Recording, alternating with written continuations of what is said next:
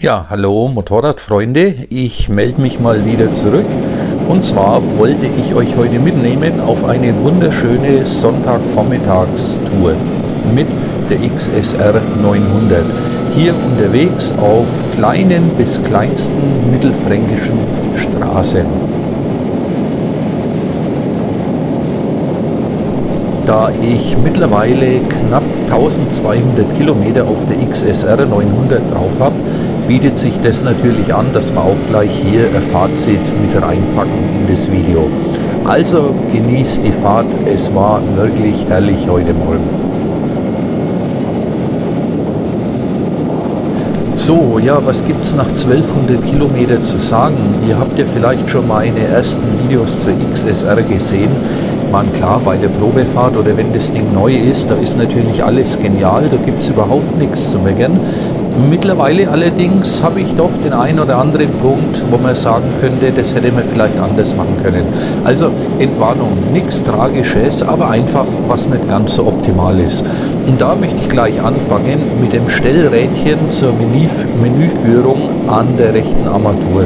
Also das ist während der Fahrt ganz schwierig, das zu betätigen und dabei gleichzeitig die Drehzahl permanent auf dem gleichen Niveau zu halten.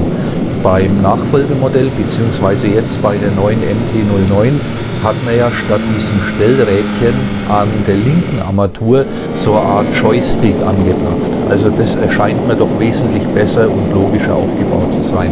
Aber ja, es geht, mit ein bisschen Gewöhnung geht's, aber man hätte es anders machen müssen. Zum Kapitel Fahrwerk kann ich wirklich nur sagen, absolut top. Also das Fahrwerk ist für mich, für meine Verhältnisse absolut genial. Vielleicht ein paar Eckdaten dazu. Ich bringe also mit Montur, denke ich mal, zwischen 95 und 100 Kilogramm auf die Waage. Ich bin nur alleine unterwegs und ich habe doch eine mehr sportlichere Fahrweise. Also ich bin gern recht flott unterwegs. Teilweise eben auch auf komplett mistigen, geflickten Straßen. Und da lässt das Fahrwerk tatsächlich für mich keinerlei Wünsche offen. Ich habe ein bisschen probiert mit der Einstellung an der Gabel und am Federbein hinten. Da kann ich die Zugstufe einstellen am hinteren Federbein. Aber wirklich nur Nuancen. Grundsätzlich kann man sagen, so wie das Fahrwerk aus der Kiste kommt, passt es für mich perfekt. Gibt es überhaupt nichts dran zu meckern. Hand- und Fußhebeleien passt für mich auch perfekt. Auch da möchte ich also nichts dran verändern. Natürlich, es wäre schön gewesen, wenn der Kupplungshebel genauso wie der Bremshebel einstellbar wäre, aber vielleicht werde ich das im Laufe der Zeit noch ändern. Im Moment passt mir das Ganze ganz gut. Kupplung ist auch absolut top, geht angenehm leicht, lässt sich ganz exakt dosieren, also auch das passt für mich wunderbar. Getriebe, auch da gibt es eigentlich nichts Schlechtes zu sagen. Die Betonung liegt auf eigentlich, lässt sich sauber schalten, ja klar, zumindest nach oben. Beim Runterschalten, da bin ich weichere Schaltvorgänge gewohnt von Honda. Also ja, das gefällt mir nicht ganz so gut.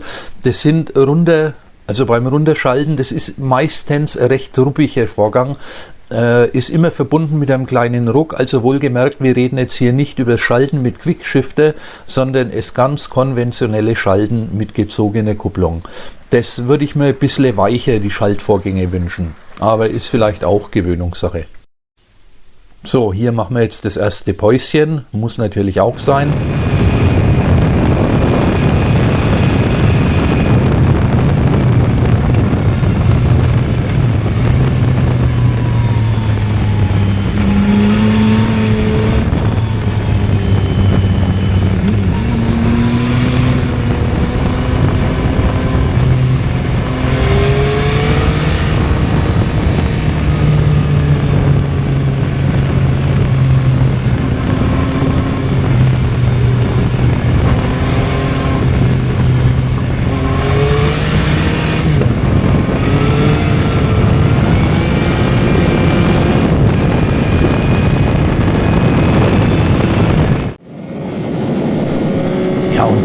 wären wir auch schon beim Thema Sound, deswegen habe ich gerade auch nichts gesagt.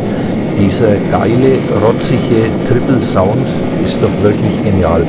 Ich habe ja hier die Acra-Anlage, Komplettanlage drauf, die ist also nicht zu leise, nicht zu laut, nach meinem Dafürhalten genau richtig. Lässt auch noch ein bisschen Feeling von dem Triple Sound aufkommen. Also klangtechnisch finde ich das Ding absolut super. Gefällt mir wirklich sehr gut, da besteht meinerseits auch nicht der Wunsch nach mehr. Aber hört einfach noch einmal zu.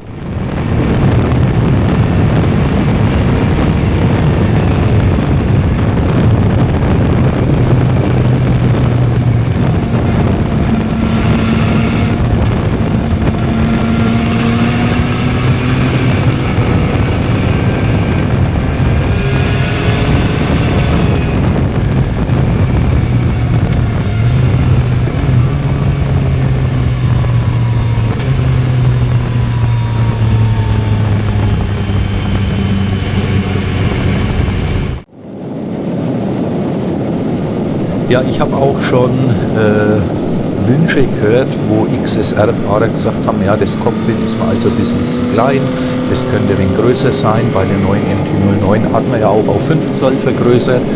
Ich muss euch sagen, für mich passt es eigentlich. Ich mag diese riesigen Tablets da vorne drauf nicht, gefällt mir nicht. Mir passt es so sehr gut, ich kann es auch sehr gut ablesen. Wäre natürlich noch schön, also wir können auch hier ein paar Nuancen verändern, wäre natürlich schön, wenn man zum Beispiel die Kühlmitteltemperatur permanent angezeigt bekommen würde, aber nein, wenn ich die Kühlmitteltemperatur haben möchte, dann muss ich wieder über dieses unsägliche Stellrädchen diesen Anzeigewert vorher erst auswählen. Eigentlich schade, das wäre mir ganz recht, wenn das permanent hier angezeigt werden würde.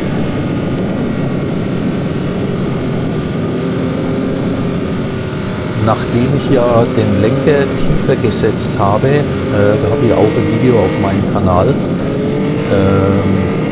passt mir die Ergonomie soweit perfekt, also wie für mich gemacht. Ich habe auch die Fußrasten auf der Originalstellung belassen, die kann ich ja in 2 Stellungen montieren, die Fußrasten habe ich original belassen. Das passt mir bisher soweit sehr gut. Der Vorteil von der Entfernung oder von der Lenkertiefersetzung ist eben, dass ich mehr oder etwas mehr vorderradorientiert drauf sitze, was mir persönlich ein besseres Kurvengefühl für das Motorrad gibt. Also für mich passt es so wunderbar. Ist auf jeden Fall mal ein Versuch wert. Wenn man so ein Teil hat, sollte man ruhig einmal probieren. Ist ja kein so riesengroßer Aufwand. Und wie ich schon gesagt habe, das passende Video dazu findet ihr natürlich auch auf meinem Kanal.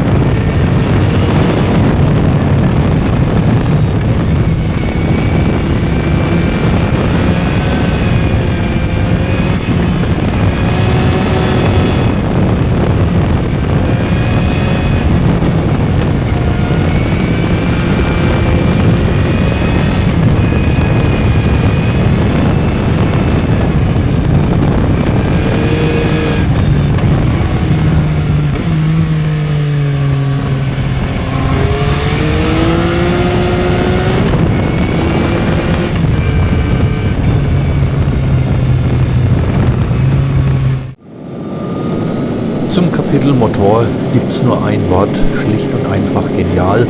Im unteren Drehzahlbereich Druck ohne Ende, im mittleren und oberen Drehzahlbereich Leistung ohne Ende. Kein Loch, nichts, also ganz super Leistungsentfaltung, kommt mir sehr gut.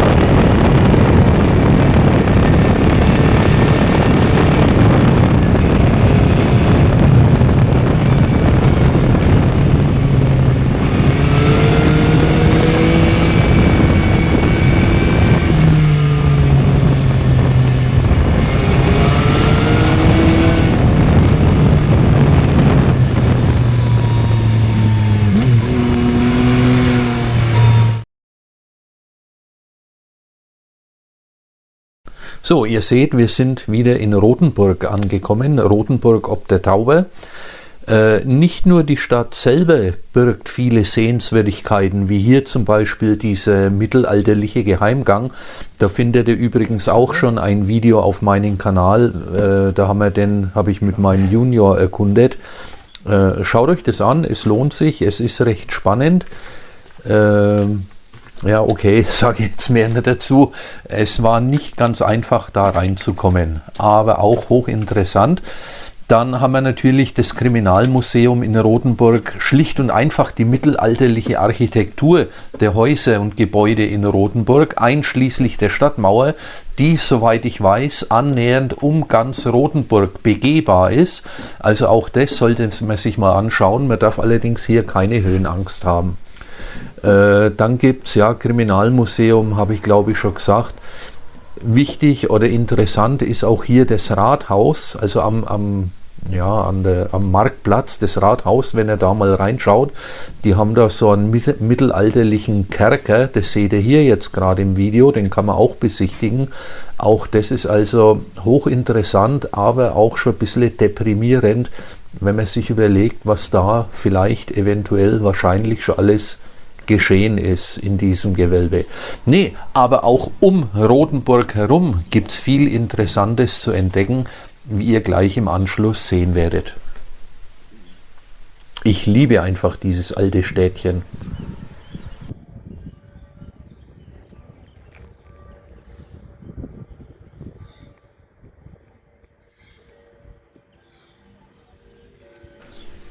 Ich war ja wirklich schon zahllose Male in Rothenburg. Es gibt immer wieder neue Sachen zu entdecken. Hier seht ihr den Blick vom Taubertal aus nach oben in Richtung Rothenburg. Es gibt aber auch ansonsten interessante Eckchen hier zu entdecken. Hier seht ihr jetzt gleich diese Brücke mit einer ganz interessanten Architektur, habe ich also so auch noch nie gesehen. Ich bin schon ein paar Mal über die Brücke drüber gefahren, aber es ist mir nie aufgefallen, was das Ding für Architektur hat. Also wenn man sich Zeit nimmt, gibt es da interessante Sachen zu entdecken. Und schon geht es weiter Richtung Heimat. Vielleicht noch der letzte Punkt, Reifen. Wir haben ja hier serienmäßig die Supersportreifen, die Bridgestone S22 aufgezogen. Die habe ich beim Neufahrzeug gleich einmal runtermontiert, weil ich ja sowieso meine Felgen bearbeitet habe, also pulverbeschichtet und hochglanzpoliert. Da gibt es auch ein Video dazu auf meinem Kanal. Und nachdem das fertig war, habe ich mir gedacht, nee, ich montiere jetzt nicht mehr die Bridgestone drauf. Ich montiere jetzt gleich einmal, ich hatte noch einen Satz Pirelli Angel SD in der Garage liegen, also Tourensportreifen. Und da dachte ich mir, wenn ich jetzt den Bridgestone drauf mache, das ist eigentlich Perlen vor die Säue geworfen, während der Einfahrzeit so einen Reifen drauf zu machen. Deshalb habe ich den Angel GT drauf gemacht, habe mir gedacht, zum Einfahren ist der gut genug. Da kann ich euch jetzt nur sagen, es ist ein sehr guter Reifen, ich bin sehr zufrieden. Er ist nicht so, wie soll ich sagen, er hat nicht das spielerische Handling, was ich so von den S21 und S22 kenne. Er ist also hier schon etwas behäbiger, aber von der Stabilität her, von der Haftung bringt man den als normaler Durchschnittsfahrer auch kaum an seine Grenzen. Und der Vorteil ist, ich muss nicht großartig warm fahren, ich setze mich auf das Ding drauf und kann praktisch gleich, nach dem Warmfahren kann ich gleich angasen. Also bin sehr zufrieden mit dem Reifen, auch auf Längsrillen komplett unempfindlich.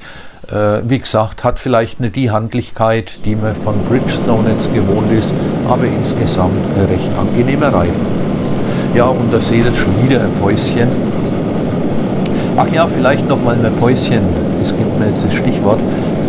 Dazu vielleicht noch ein Punkt, ich habe hier den Kleinhöcker montiert auf meine XSR und der schaut ja rein optisch doch ein bisschen wie eine Folterbank aus, aber ist es beileibe nicht. Ich würde sogar sagen, das Ding ist richtig bequem. Also ich kann hier deutlich länger fahren als mit mancher sogenannten Tourensitzbank, was ich schon unter dem Allerwertesten habe. Also da kann ich absolut nichts Negatives darüber sagen, ganz im Gegenteil. Also nicht nur von der Optik ein genialer Höcker, sondern tatsächlich auch vom Sitzkomfort passt wunderbar. Nichtsdestotrotz, ich bekomme diese Woche, also so wurde es mir zumindest letzte Woche angekündigt, diese Woche sollte ich die bestellte Corbin-Sitzbank bekommen. Die habe ich Ende Oktober letzten Jahres bestellt. Dann wurde zwischendrin einmal die falsche Sitzbank geliefert. Jetzt soll endlich kommende Woche die richtige, passende Sitzbank geliefert werden. Ich werde euch hierzu natürlich dann auch ein Video machen. Schaut auch, also von der Optik her zumindest, rattenscharf aus, das Teil. Wie sich das dann fährt, vor allem auf längeren Strecken fährt. Wie ich gerade gesagt habe, da wird es dann auch nochmal ein Video dazu geben. Also da bin ich auch schon sehr gespannt.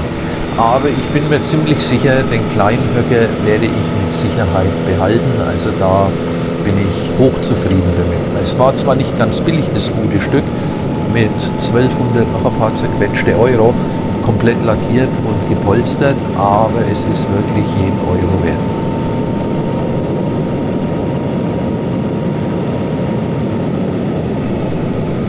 So, und da seht ihr es jetzt, das liebe ich an Franken.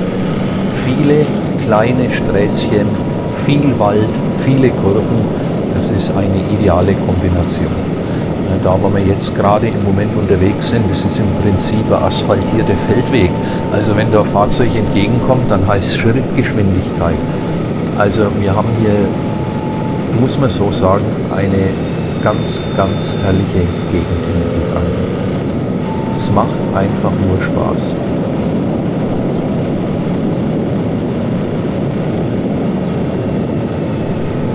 Ja, und als Fazit zur XSR bleibt mir eigentlich nur eins zu sagen, bis auf wenige, wirklich nur Kleinigkeiten, ein absolut geiles Moped.